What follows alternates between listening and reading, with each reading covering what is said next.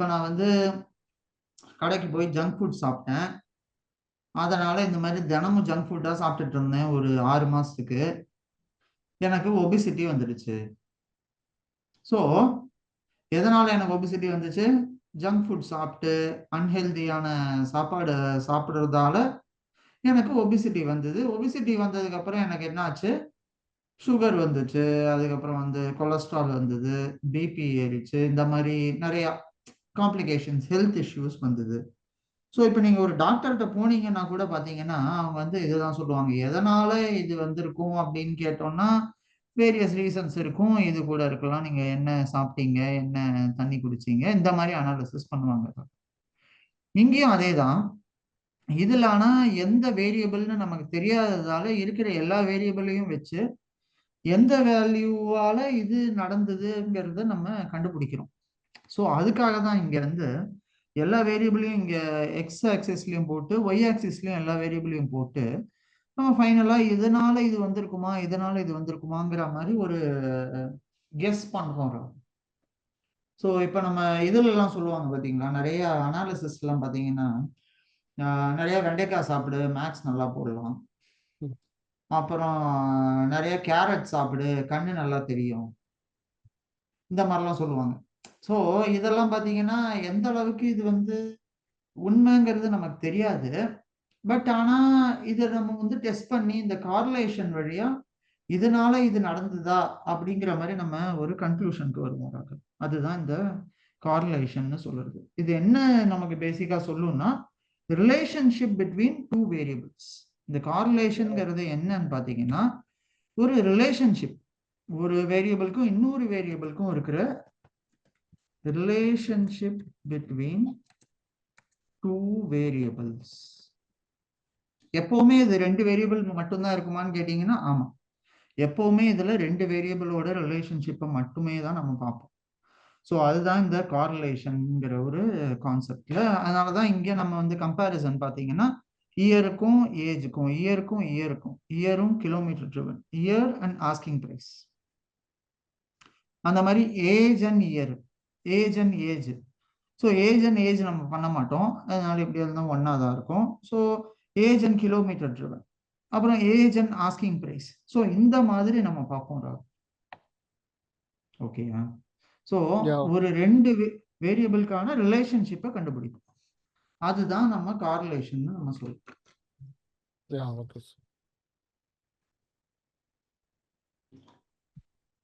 அந்த ரிலேஷன்ஷிப்பை நம்ம எப்படி கண்டுபிடிப்போம்? அதை வந்து ஒரு ஆர் வேல்யூன்னு ஒரு வேல்யூ இருக்கு. இதுதான் அந்த வேல்யூ. அந்த வேல்யூ வந்து 0ல இருந்து 1க்குள்ள இருக்கும், இல்லைன்னா -0ல இருந்து -1க்குள்ள இருக்கும் நெகட்டிவா இருந்துச்சுன்னா. இது நமக்கு ரெண்டு விதமா இருக்கலாம். ஒன்று நெகட்டிவாகவும் இருக்கலாம், இல்லை பாசிட்டிவாகவும் இருக்கலாம். ஸோ ரெண்டு விதமான கார்லேஷன் இருக்கு. கரெக்டா? ஸோ நீங்க உங்களோட டைம் நிறைய காலையில ஒரு ஆக்டிவிட்டிக்கு ரொம்ப ரொம்ப நேரம் ஸ்பெண்ட் பண்றீங்க அப்படின்னா உங்களுக்கு உங்களோட ப்ரொடக்டிவிட்டி அன்னைக்கு கம்மியாகும். கரெக்டா? ஏன்னா more the time you spend on useless activities, உங்களோட ப்ரொடக்டிவான டாஸ்கை பண்ணுறதுக்கு உங்களுக்கு நேரம் இருக்காது. More the time you spend on useful task, உங்களுக்கு ரொம்ப முக்கியமான இருக்கிற டாஸ்க்ல நிறைய டைமை நீங்க ஸ்பெண்ட் பண்றீங்கன்னா உங்களுக்கு நிறைய டைம் மிச்ச டாஸ்க் பண்ணுறதுக்கு நிறைய டைம் கிடைக்கும். So is inversely related with one another. கரெக்டா? அந்த மாதிரி நம்ம வச்சுக்கலாம். ஓகே. ஸோ இப்போ நீங்க கார்லேஷன்னா என்னன்னு பார்த்துட்டீங்க. ஸோ இந்த ரிலேஷன்ஷிப் பிட்வீன் ரெண்டு இது, அதை நம்ம எப்படி கண்டுபிடிப்போம்? அந்த கார்லேஷனை CORRங்கிற ஒரு மெத்தட் இருக்கு, அதை வச்சு நம்ம கார்லேஷனை நம்ம கண்டுபிடிப்போம். ஸோ இந்த கார்லேஷனை வச்சு நம்ம என்ன செய்யலாம்னு பார்த்தீங்கன்னா இதுல வந்து நிறைய இதுல வச்சு நிறைய இன்ஃபர்மேஷன் நம்ம இதுல கேதர் பண்ணிக்க முடியும். கரெக்டான வேல்யூல நம்ம இதை வச்சு பார்க்கும்போது நம்மளால நிறைய விஷயங்கள் நம்மளால கரெக்டா ஒரு அனாலிசிஸ்க்கு கொண்டு வந்து பார்க்க முடியும். அதுக்குதான் இந்த கார்லேஷன்ங்கிறது நமக்கு யூஸ் ஆகுது. ஓகேயா? சரி, இப்ப நம்ம கார்லேஷன் பார்த்துட்டோம். அடுத்தது நான் உங்களுக்கு ஒரு கான்செப்ட் ஆஃப் இந்த கார்லேஷன்லாம் எப்படி நம்ம ஒரு இப்போ இந்த கார் டேட்டா செட் இருக்கு இல்லையா, இதுலயே நம்ம எடுத்து கொஞ்சம் அப்ளையும் பண்ண போறோம். ஸோ அது வந்து நம்ம நெக்ஸ்ட் செய்வோம்.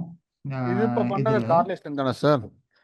ஆமா, இப்போ நம்ம பண்ணது கார்லேஷன் அனாலிசிஸ் தான். ஆனா இதை வந்து நம்ம ஒரு ப்ராஜெக்டா எடுத்து பண்ணும்போது இந்த 4 வேரியபிளையும் நியூமரிக் வேரியபிள்ஸ் மட்டும் வச்சு நம்ம இப்போதைக்கு பண்ணியிருக்கோம். இதை நம்ம திரும்ப வந்து பார்ப்போம். இப்போ நம்ம ஒரு கான்செப்ட் பார்க்க போறோம். இந்த கான்செப்டோட பேர் வந்து என்னன்னு பார்த்தீங்கன்னா, இந்த கான்செப்டோட பேரு ANOVA. ANOVA, ANNOVA,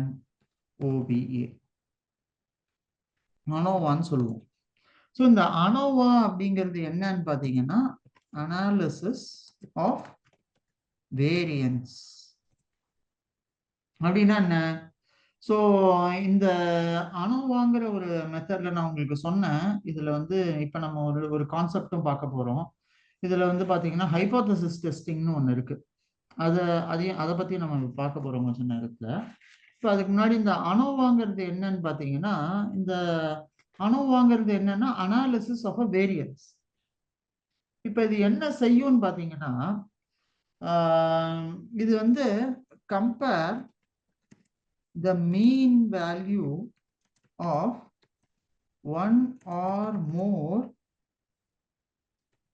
independent groups. Mean value of one or more independent groups எடுத்து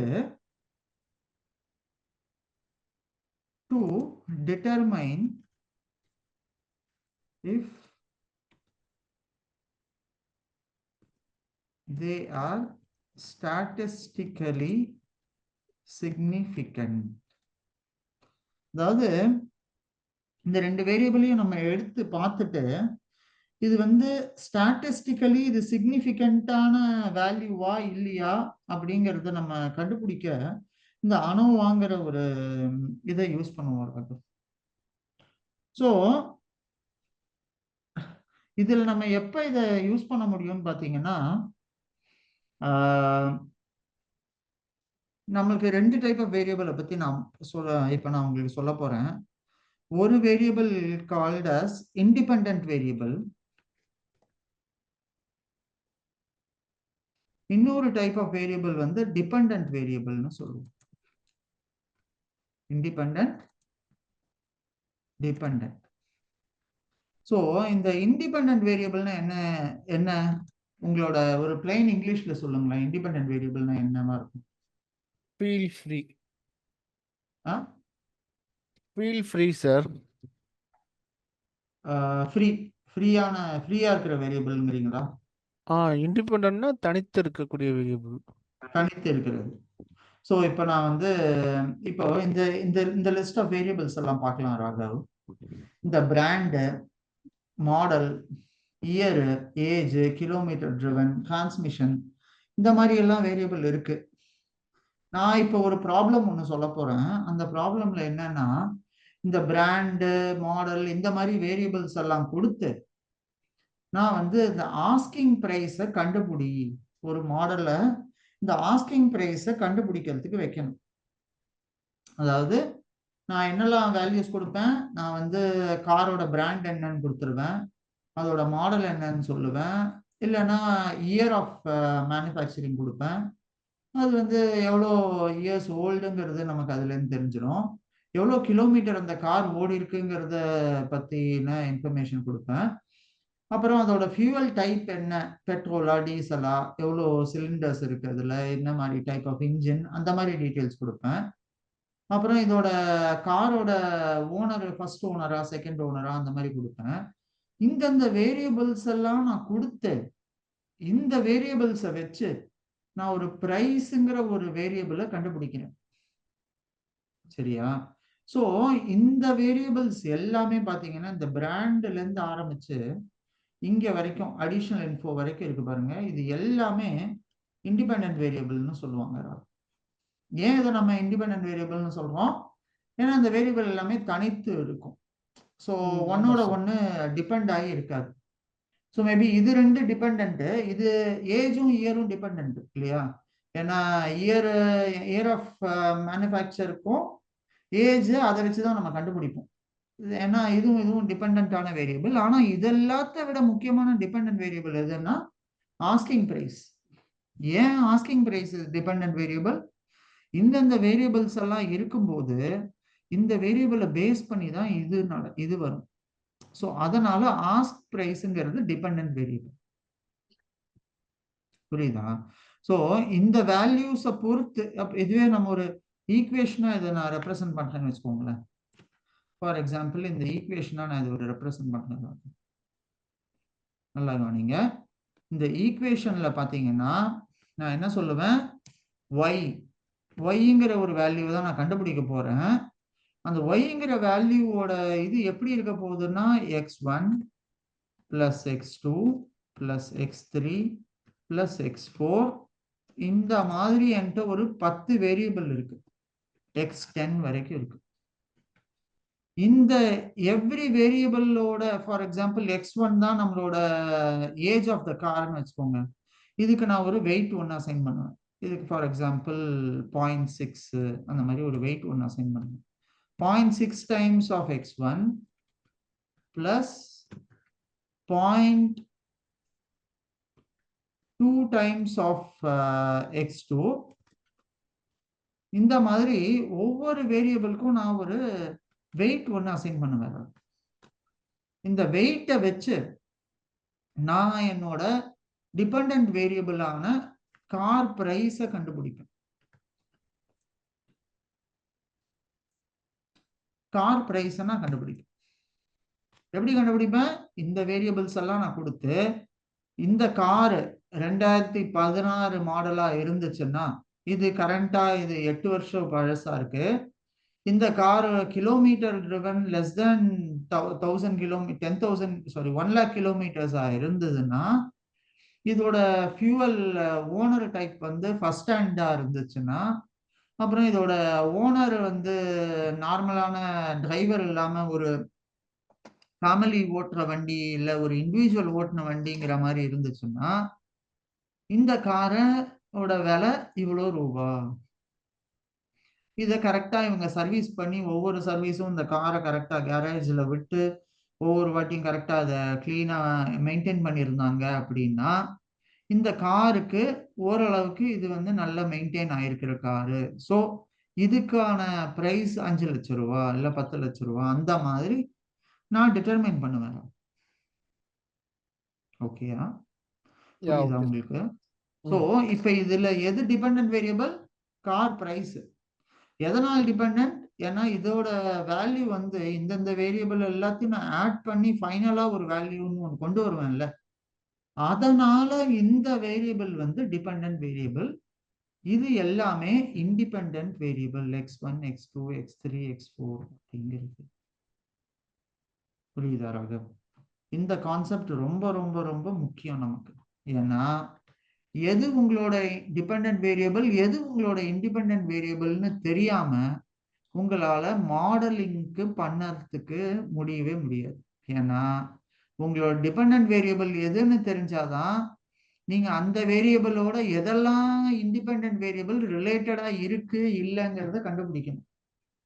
நேத்து நீங்க நம்ம கார்லேஷன் எதுக்கு பண்ணோம்னு பாத்தீங்கல்ல, அதே இதுதான்.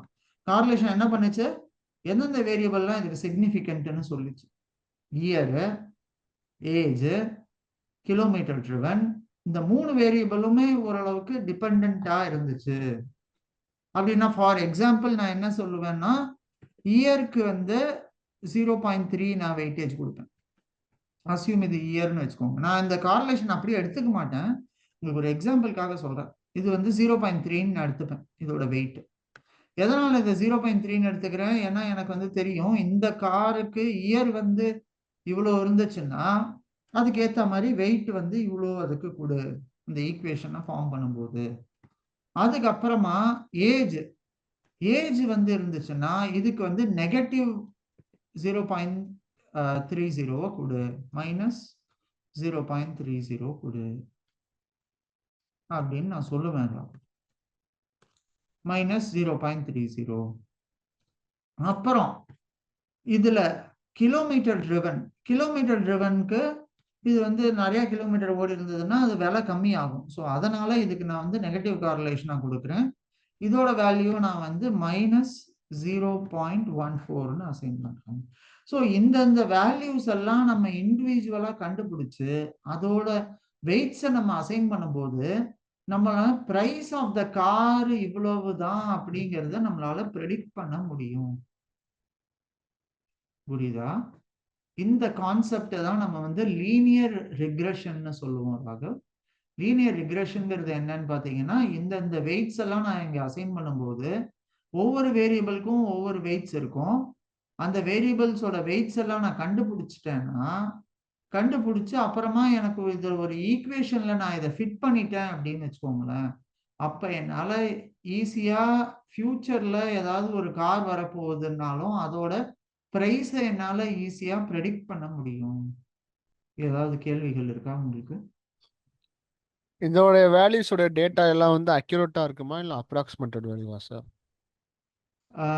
இது வந்து அக்யூரேட்டா ஆக்க வேண்டியது நம்ம வேலை, ராகவ். சரியா? ஏன்னா இது வந்து ஒவ்வொரு ஐட்ரேஷனுக்கும் ஒவ்வொரு மாதிரி வரும். ஸோ அதுக்காக தான் நம்ம மாடல் பண்ணோம். பில்ட் பண்ணும்போது என்ன ஆகும்னு பார்த்தீங்கன்னா, இந்த வேல்யூஸ் ஒன்று இது கண்டுபிடிச்சு வச்சிருக்கு. சரியா? இந்த வேல்யூஸ் தான் அது. சரியா? இந்த வேல்யூஸ் அசியூம் நம்ம இதை இங்கே போட்டு வைப்போம். இப்போ இந்த வேல்யூஸ் எல்லாம் இருக்குல்ல, இந்த வேல்யூஸை பேஸ் பண்ணி நான் இப்போ ஒரு ஈக்குவேஷன் இங்க ஒன்று ஃபார்ம் பண்ணுவேன். இதுதான் இந்த லைன் வச்சுக்கோங்க. இந்த வேல்யூஸ் எல்லாம் பேஸ் பண்ணி என்னோட எக்ஸ் வேரியபிள் இங்க இருக்கு. இது என்னோட எக்ஸ் வேரியபிள், இது என்னோட ஒய் வேரியபிள். ஸோ இந்த வேல்யூஸ் எல்லாம் வச்சு இந்த மாதிரி நிறைய வேரியபிள்ஸ் இருக்கு. y1, y2, y3, y4ன்னு இருக்கு. ஸோ நான் இப்போ எக்ஸ் அண்ட் ஒய் மட்டும் எடுத்துக்கிறேன். இந்த ரெண்டு வேரியபிளையும் வச்சு மட்டும் நான் ஒரு ஈக்குவேஷன், ஒரு லைன் மாதிரி ஒன்று ஃபார்ம் பண்றேன். ஓகேயா? இந்த லைனை நான் இந்த ஈக்குவேஷனை வச்சு இந்த லைன் கண்டுபிடிக்கிறேன். ஆனா என் ஆக்சுவல் வேல்யூஸ் எல்லாம் பார்த்தீங்கன்னா இங்க இருக்கு. இங்க ஒரு வேல்யூ இருக்கு, இங்க ஒரு வேல்யூ இருக்கு, இங்க ஒன்று இருக்கு, இங்க இருக்கு. ஸோ இந்த மாதிரி நான் என்ன செய்வேன், மல்டிபிள் லைன்ஸ் ஃபார்ம் பண்ணுவேன். இந்த பாயிண்ட்ஸ் எல்லாம் டச் பண்ற மாதிரி ஒரு லைனும், இங்க பாயிண்ட் அப்புறம் இதையும் டச் பண்ற மாதிரி ஒரு லைனும். ஸோ இந்த மாதிரி ஒரு லைனாவோ ஒரு பேரபோலாவோ ஒரு ஹைப்பர்போலான்னு சொல்லுவோம். இந்த மாதிரி ஈக்குவேஷன்ஸ் நம்ம மல்டிபிளா ஃபார்ம் பண்ணுவோம். எதுக்கு இதை ஃபார்ம் பண்றோம்னா, இருக்கிறதுலயே எந்த லைன் பெஸ்ட் லைன், ஸோ இந்த ப்ராப்ளத்தை கண்டுபிடிக்கிறதுக்கு எந்த லைன் இருக்கிறதுல பெஸ்ட் லைன்னு நம்ம கண்டுபிடிக்கிறோம்னு வச்சுக்கோங்க. அந்த பெஸ்ட் லைனை தான் உங்களோட கரெக்டான வேல்யூவா இருக்கும். ஸோ அதுக்கான நிறைய மெஷர்ஸ் இருக்கு. மீன் ஸ்கொயர்ட் எரர் அந்த மாதிரிலாம் நிறைய இதுக்கான மெஷர்மெண்ட்ஸ் நிறைய இருக்கு. அதை பத்தி நம்ம பார்ப்போம். பட் ஆனா இப்போதைக்கு நீங்க இதை புரிஞ்சுக்க வேண்டியது என்னன்னா, இந்த லைனை நாம இப்ப கண்டுபிடிக்கிறோம். இந்த லைனை வச்சு நான் ஃபர்தரா என்ன செய்ய போறேன், என்னால இதை வச்சு ஒரு ஈக்குவேஷன் மாதிரி ஃபார்ம் பண்ண முடியும். அந்த ஈக்குவேஷனை நான் இப்போ என்னோட புது டேட்டாக்கு நான் இதுக்கு அப்ளை பண்றேன் அப்படின்னு வச்சுக்கோங்க.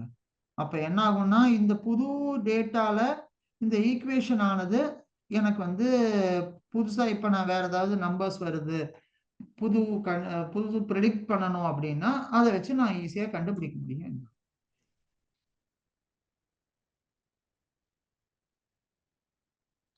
சரியாக? Okay sir. Yeah sir. ஓகேயா? இதுதான் நம்ம ஈக்குவேஷனோட கான்செப்ட். இந்த லீனியர் ரிக்ரெஷன்ங்கிறதே இதுதான். ஆனா நம்ம இப்ப இதை பத்தி லீனியர் ரெகுலேஷனை பத்தி இப்ப பார்க்க மாட்டோம். இதோட உங்களுக்கு நான் இப்ப சொன்னது என்ன, இண்டிபெண்டன்ட் வேரியபிள், டிபெண்டன்ட் வேரியபிள். அதாவது இந்த அனோவாங்கிறதுக்கு எதுக்கு நான் இந்த இண்டிபெண்டன்ட் டிபெண்டன்ட்டை பத்தி சொன்னேன்னா, இந்த அனோவாவா நீங்க ஒரு அனாலிசிஸ் ஆஃப் வேரியன்ஸ் நீங்க பண்ணணும் அப்படின்னீங்கன்னா, இது வந்து நீங்க வந்து இதுக்கு இண்டிபெண்டன்ட் வேரியபிள் எப்படி இருக்கணும்னு பாத்தீங்கன்னா, independent variable should be categorical. அப்படின்னா என்ன, இது வந்து நியூமரிக்கா இருக்கக்கூடாது. கேட்டகாரிகள்னா என்ன Raghav? Group of data sir. Group of data. இங்க இந்த பர்டிகுலர் டேட்டா செட்ல எதெல்லாம் கேட்டகாரிக்கல்? Brand sir. பிராண்ட், அப்புறம் model sir. Ah year. Year okay. Owner sir. Owner very good. Fuel type sir. எது variable? Fuel type. Fuel type okay S.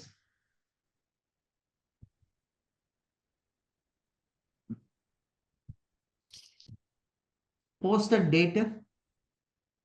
Fuel type ஒன்று இருக்கு sir. அப்புறம் போஸ்டர் டேட்டு, ஆ ப்ரைஸ் வைஸாகவும் வச்சு பிடிக்கலாம் sir. எது? Ask price. Ask price கேட்டகாரிகளா? இப்போ 10 lakhs மேலே இருக்க ஃபுல்லாக எடுக்கலாம், அந்த மாதிரி அப்படிலாம் வராதா சார்? எப்பவுமே கேட்டகாரிக்கல்னா நம்பர்ஸ் அதுல இருக்கக்கூடாது. நான் உங்களுக்கு அந்த முன்னாடி ஒரு வாட்டி எக்ஸ்பிளைன் பண்ணேன், ஞாபகம் இருக்கா? கேட்டகாரிக்கல், நியூமரிக்கல், டைப்ஸ் ஆஃப் டேட்டான்னு வச்சு பார்க்கும்போது நம்ம வந்து இந்த ரேஷியோ, இன்டர்வல், அந்த டைப் ஆஃப் டேட்டாலாம் பார்த்தோம்.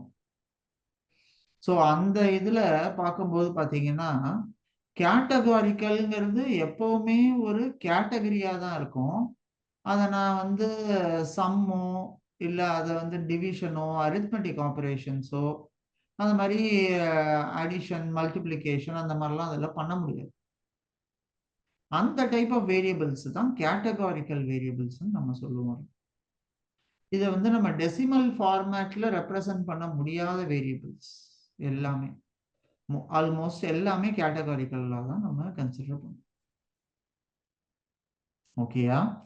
ஸோ இப்போ இதுல நியூமரிக் வேரியபிள், கேட்டகாரிக்கல் வேரியபிள் வந்து இண்டிபெண்டன்ட் வேரியபிள் கேட்டகாரிக்கலா இருக்கணும், அது ஒரு கண்டிஷன்.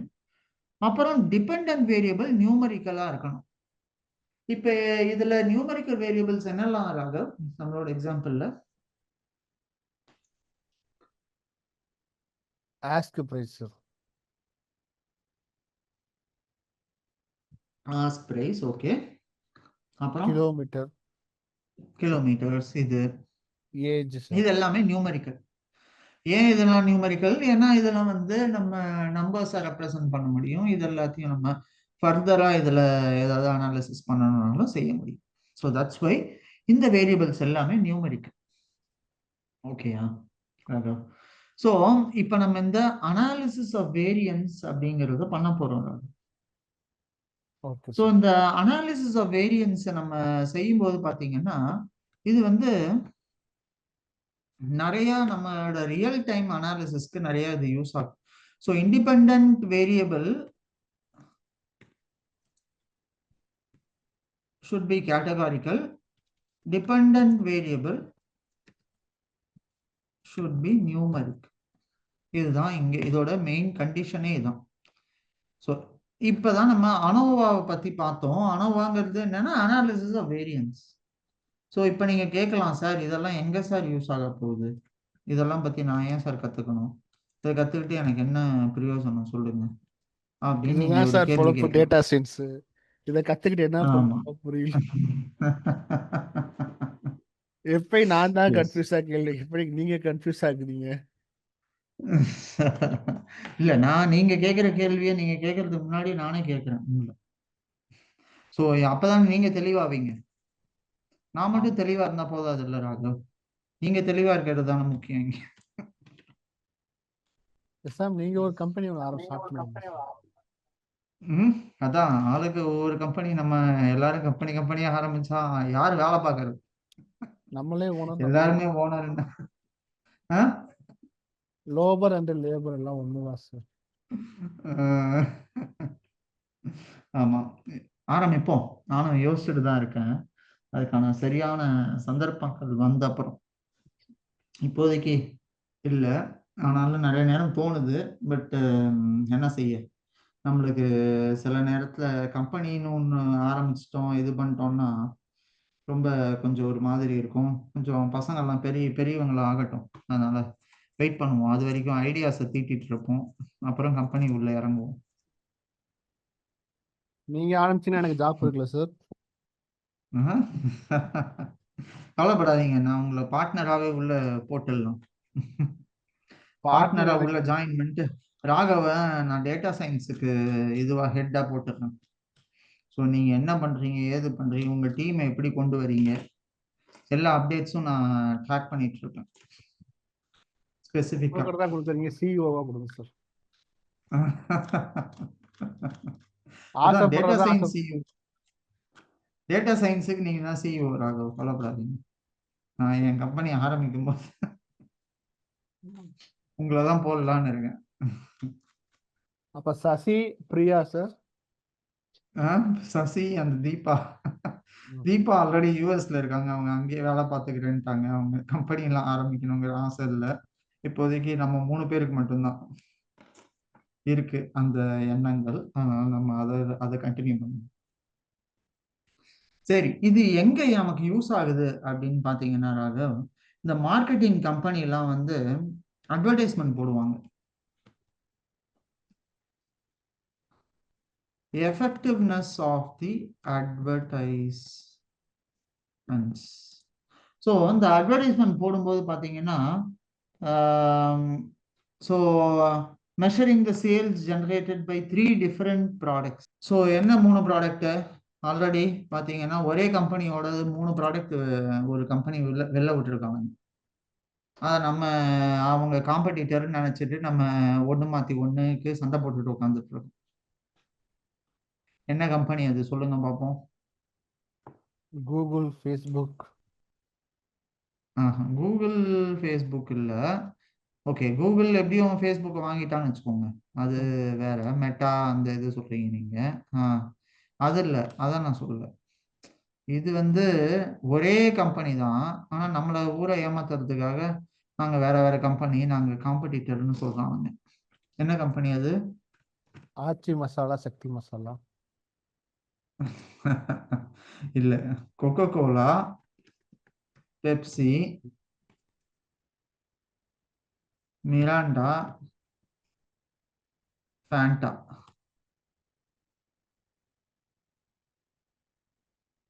ஃபேண்டா, 7 அப், ஸ்ப்ரைட்டு, இதெல்லாம் பாத்தீங்கன்னா எல்லாம் என்ன, எல்லா கம்பெனிக்கும் ஒரே ஒருத்தன் தான் ஓனர்.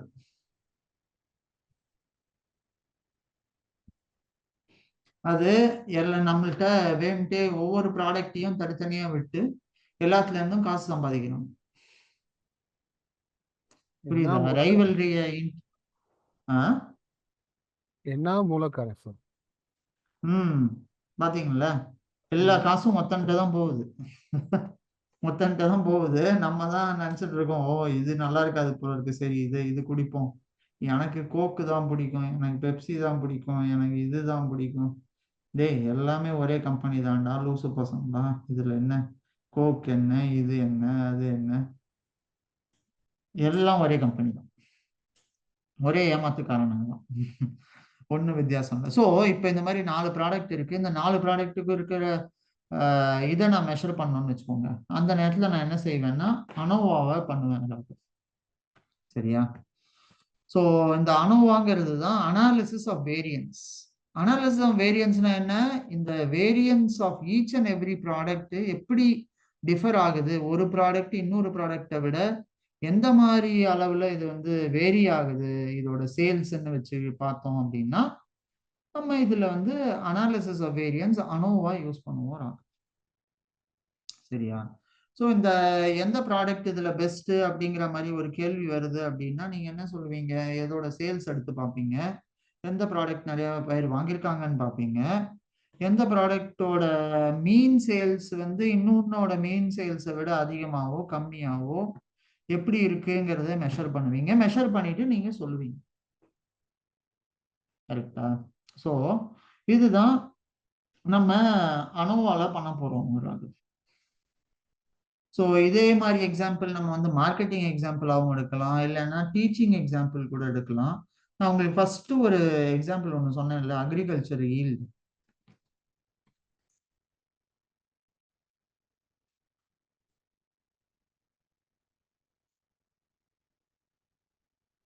ஸோ இந்த அக்ரிகல்ச்சரல் ஈல்டு இதுல பாத்தீங்கன்னா நம்ம வந்து டிஃப்ரெண்ட் ஃபெர்டிலைசர் யூஸ் பண்ணுவோம்னு சொன்னேன்னா முன்னாடி உங்களுக்கு, டிஃப்ரெண்ட் ஃபெர்டிலைசர்ஸ், அதோட யூசேஜும் ஒரு ஃபெர்டிலைசரை விட இன்னொரு ஃபெர்டிலைசர் எது நல்லா இருக்கு எது நல்லா இல்லைங்கிற மாதிரி டிட்டர்மின் பண்ணுவோம். ஸோ இதுக்கும் நம்ம அனோவா தான் யூஸ் பண்ணுவோம்.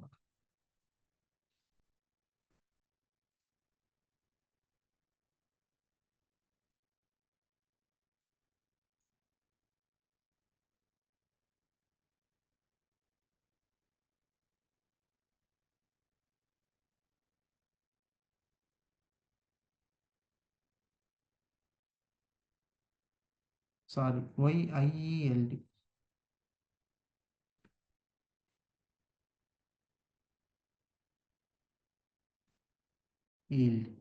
ஸோ இதுக்கும் நம்ம அனோவா தான் யூஸ் பண்ணுவோம். ஸோ பர்டிகுலரா பாத்தீங்கன்னா இந்த மாதிரி ஆக்டிவிட்டீஸ்லாம் நம்ம செய்யும் போது நம்ம யூஸ் பண்ண போற டெக்னிக் பேரு அனோவான்னு சொல்லுவோம். சரியா? இப்ப நம்ம குயிக்கா ஒரு எக்ஸாம்பிள் பார்த்துடலாமா?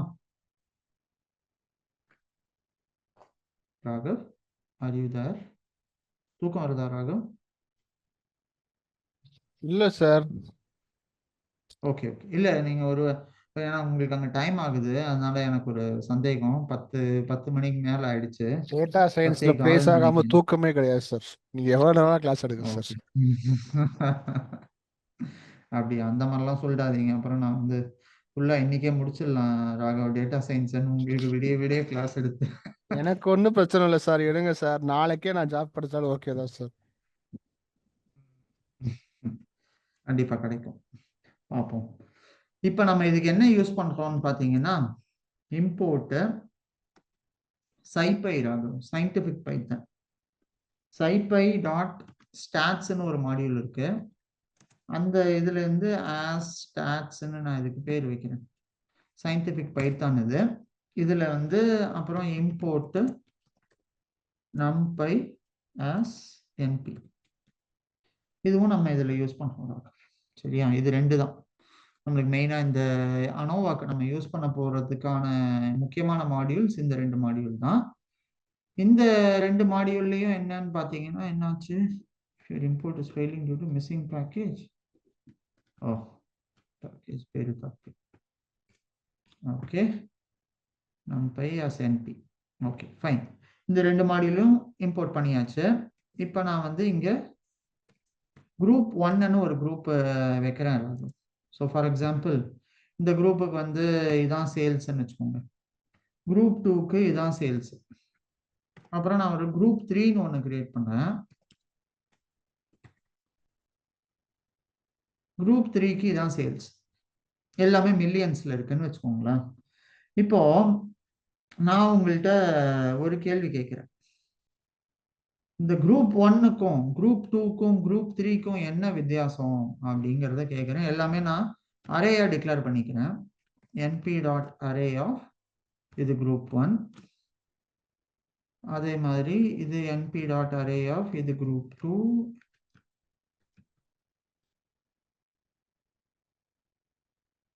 இது குரூப் 3. ஸோ 3 அரே நான் இதில் டிக்ளேர் பண்ணுறதுனால இந்த 3 அரேயும் டிக்ளேர் பண்ணிட்டு குரூப் 1 2 3ன்னு 3 இதுக்கும் பேர் வச்சாங்க. ஸோ இந்த அனோவால பார்த்தீங்கன்னா ராகவ், நம்ம வந்து மல்டிபிள் டைப்ஸ் ஆஃப் அனோவா இருக்கு. இதுல நம்ம வந்து என்ன இதுல நாம சொல்லுவோம்னா, இந்த அனோவாவை நம்ம பார்க்கும்போது நான் உங்களுக்கு ஒரு கான்செப்ட் சொல்றேன். திஸ் இஸ் கால்டு ஹைபோதசிஸ் டெஸ்டிங்னு ஒன்று சொல்லுவோம். ஓகேயா? இந்த ஹைபோதசிஸ் டெஸ்டிங்னா என்னன்னு பார்ப்போம்.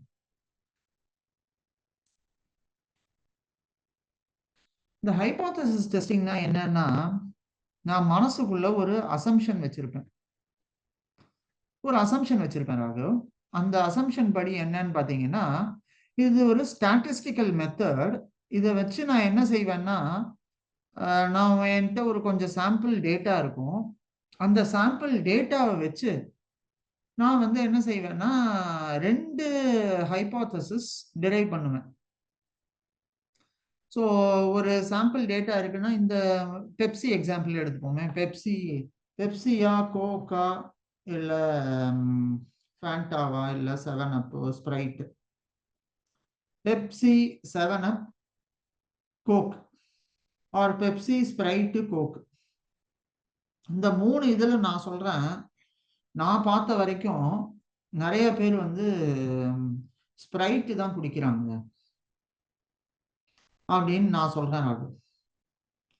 நீங்க சொல்றீங்க இல்ல இல்ல, நிறைய பேர் நான் பார்த்த வரைக்கும் பெப்சி தான் குடிக்கிறாங்க அப்படின்னு நீங்க சொல்றீங்க.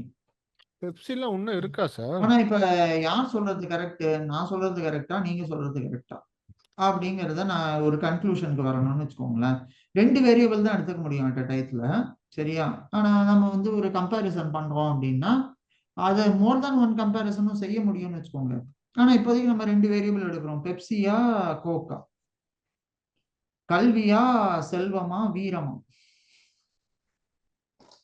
இந்த 3ல எது ரொம்ப முக்கியம் அப்படின்னு நான் சொல்றேன், கேக்குறேன். கல்வி நீங்க என்ன வந்து சொல்லுவீங்க சிவாஜி இப்போ? கணேசன் சார். என்னது? கல்வி வந்து சிவாஜி கணேசன் சார். கரெக்ட். வீரம் வந்து ஜெமினி கணேசன் சார். ஜெமினி கணேசன். செல்வம் வந்து KR Vijaya sir. KR Vijaya. Correct.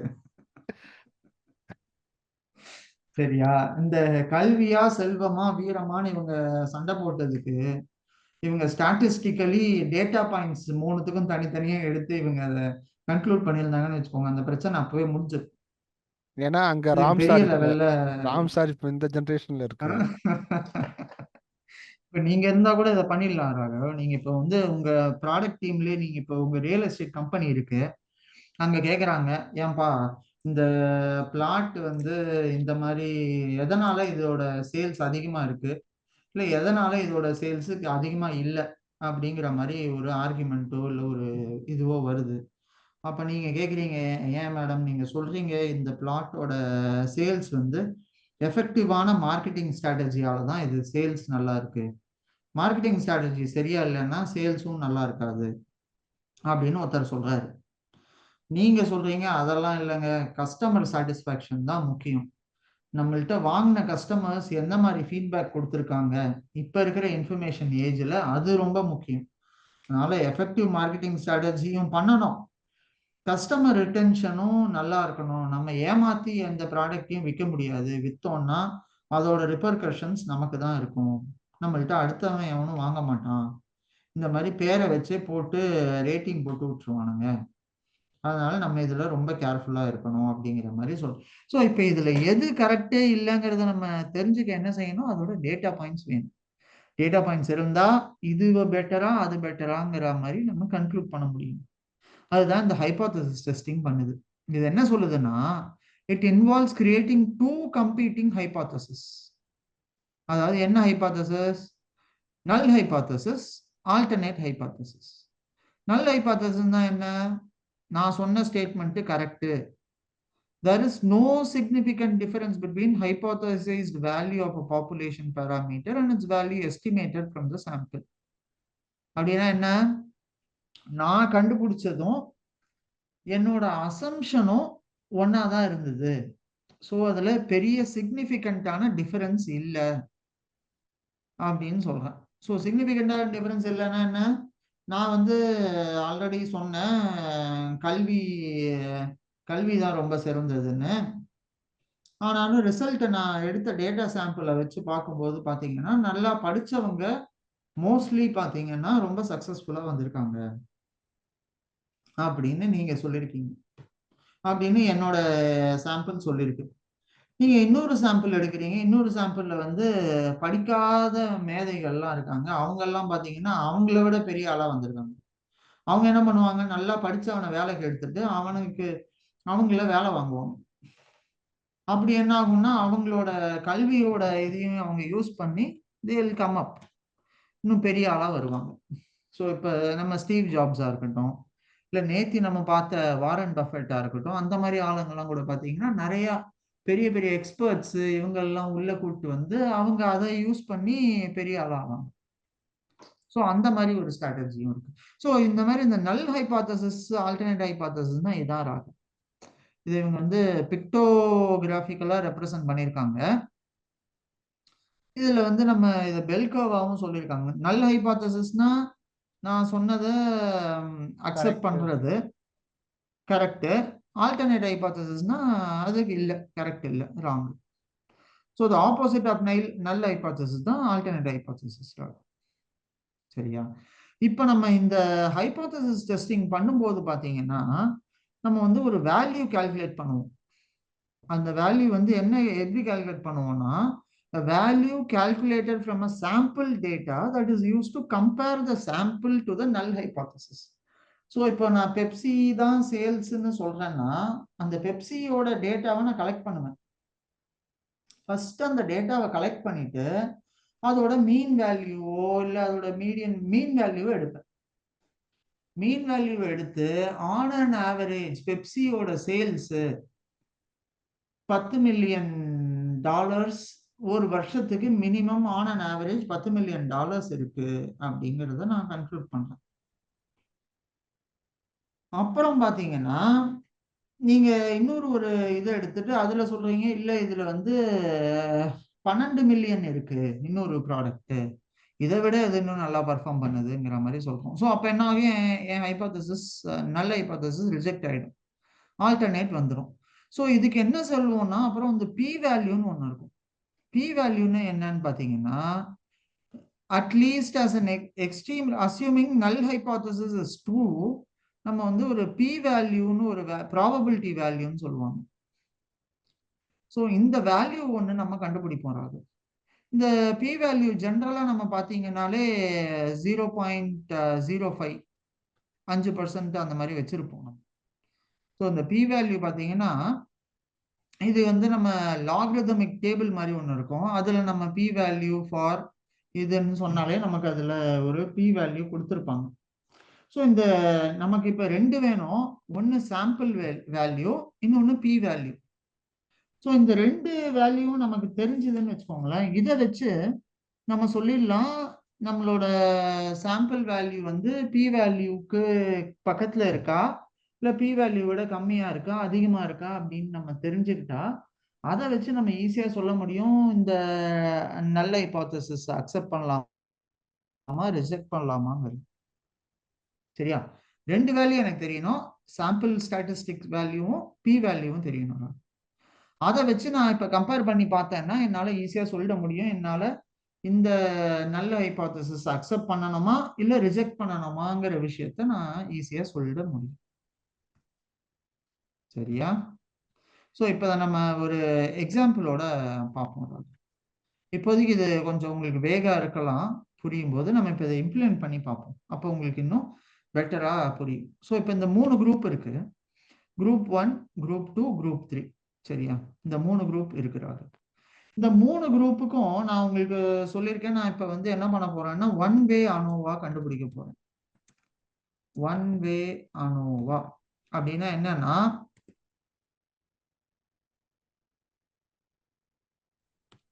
Analysis of warrior value வச்சு நான் கண்டுபிடிக்க போறேன். இதுக்கு எனக்கு ரெண்டு வேல்யூ வேணும், ஒன்னு எஃப் ஸ்டாட்டிஸ்டிக்ஸ் வேணும், இன்னொன்னு பி வேல்யூ வேணும். இதை நான் எப்படி கண்டுபிடிக்க போறேன்னு பாத்தீங்கன்னா இந்த ஸ்டாட்ஸ் மாடியூல் நான் இம்போர்ட் பண்ணேன் இல்லையா, அதுல பாத்தீங்கன்னா f_1 way அப்படிங்கிற ஒரு ஃபங்க்ஷன் இருக்குது. ஸோ இது என்ன நமக்கு செய்யும்னு பாத்தீங்கன்னா டெஸ்ட் த நல் hypothesis that 2 or more groups have same population mean. The test is applied to samples from 2 or more groups possibly within different sizes. என்ன சொல்லுது, இது வந்து வேற வேற வேற, இது ஒரு குரூப், இது ஒரு குரூப், இது ஒரு குரூப் ஆகும். எனக்கு இப்ப இந்த 3 குரூப்ல எது பெஸ்ட் பெர்ஃபார்மிங் குரூப்பா இருக்கா இல்லையா அப்படிங்கறது எனக்கு தெரியணும். அதனால நான் இங்க என்ன பண்ண போறேன் அப்படின்னு பாத்தீங்கன்னா எந்த குரூப் இதுல இருக்கிறதுலயே பெட்டரான குரூப்ங்கிறத நான் கண்டுபிடிக்கணும். அதுக்கு இது என்ன நமக்கு செய்ய இது ஹெல்ப் பண்ணுது அப்படின்னு பாத்தீங்கன்னா இதுல வந்து ஃபர்ஸ்ட் நான் எஃப் ஸ்டாட்டிஸ்டிக்ஸ் கண்டுபிடிக்கணும், அப்புறம் பி வேல்யூ கண்டுபிடிக்கணும். இது ரெண்டும் என்னங்கிறது எனக்கு தெரியாது, அதனால நான் இந்த வேல்யூவை ஃபர்ஸ்ட் சப்ளை பண்ணிட்டேன்னா இதுல நம்பர் ஆஃப் ஐட்டம்ஸ் இருக்கு இல்லையா, இதை வச்சு 1 2 3 4 5 அதை வச்சு இந்த பி வேல்யூ ஆட்டோமேட்டிக்கா டிட்டர்மைன் ஆகும். ஸோ இதுக்கு வந்து நம்ம கால்குலேஷன் தெரியணுங்கிற அவசியம் இல்லை, இது நம்மளோட பைத்தானே பண்ணிடும். ஸோ இங்க பாருங்க எஃப் ஸ்டாட்டிஸ்டிக்ஸ் வந்து 6.837 இருக்கு, பி வேல்யூ வந்து 0.01 இருக்குதா. ஓகேயா, ஸோ இந்த ப்ராபபிலிட்டி வேல்யூ எப்பவுமே ஒன்று ஞாபகம் வச்சுக்கோங்க. ப்ராபபிலிட்டி வேல்யூ பி வேல்யூ வந்து எப்பவுமே லெஸ் தேன் 0.05 அப்படி இருந்துச்சு அப்படின்னு வச்சுக்கோங்க. அப்படின்னாலே அந்த இது வந்து நான் இப்ப என்ன சொல்றேன்னா என்னோட கேள்வி என்னங்கிறத நான் சொல்லிடுறேன். என் கேள்வி என்னங்கிறது பாத்தீங்கன்னா, is there a significant difference between these groups? So எனக்கு இந்த குரூப்புக்கும் இந்த குரூப்புக்கும் இந்த குரூப்புக்கும் ஏதாவது சிக்னிஃபிகண்ட் டிஃபரன்ஸ் இருக்கா இல்லையா அப்படிங்கிற, இல்ல மூணுமே ஒரே மாதிரி தான் பெர்ஃபார்ம் பண்ணியிருக்கா. ஸோ அசியூம் இந்த குரூப் 1 வந்து கோக்குன்னு வச்சுக்கோங்க. இந்த குரூப் 1 இது கோக்கோட சேல்ஸ், இது வந்து பெப்சியோட சேல்ஸ், இது வந்து 7அப்போட சேல்ஸ். ஸோ இப்போ நான் என்ன செய்யறேன் அப்படின்னு பார்த்தீங்கன்னா, இந்த 3 சேல்ஸையும் எடுத்து நான் இப்ப இந்த ஒன் வே அனோவாக்கு ஆர்குமெண்டா பாஸ் பண்றேன். குரூப் 1 2 3ன்னு இதை நான் கொடுக்கும்போது பாத்தீங்கன்னா எனக்கு வந்து 2 வேல்யூ இதுக்கு அவுட்புட்டா கிடைக்கும். ஒன்னு எஃப் ஸ்டாட்டிஸ்டிக்ஸ், இன்னொன்னு வந்து பி வேல்யூ. இந்த இப்போதைக்கு நம்ம பி வேல்யூவை பத்தி மட்டும் பார்ப்போம். இந்த பி வேல்யூ எப்பவுமே 0.05க்கு கம்மியா இருந்துச்சுன்னு வச்சுக்கோங்க, தட் மீன்ஸ் அவர் நல் ஹைபோதசிஸ் இஸ் ட்ரூ. ஸோ இங்க என்னோட நல் ஹைபோதசிஸ் என்னவா இருக்கும்? H நாட்னு சொல்லுவோம். இந்த நல் hypothesis there is a significant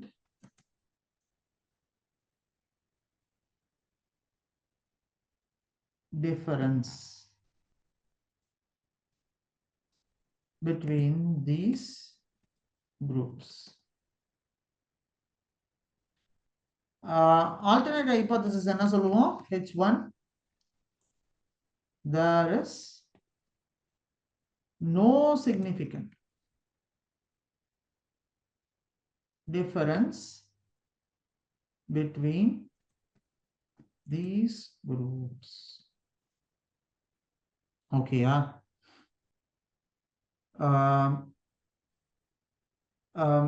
Raghav, கொஞ்சம் உங்களுக்கு இது கொஞ்சம் கஷ்டமா இருக்க மாதிரி எனக்கு தோணுது. Yes sir. Okay, no worries. நம்ம இப்போதைக்கு நீங்க ஒண்ணு மட்டும் பார்த்து வச்சுக்கோங்க. இந்த குரூப்ல இருக்கிற டிஃபரன்ஸ் இருக்கா இல்லையாங்கிறத கண்டுபிடிக்கதான் நம்ம இந்த அனோவாவை யூஸ் பண்ண போறோம். சரியா?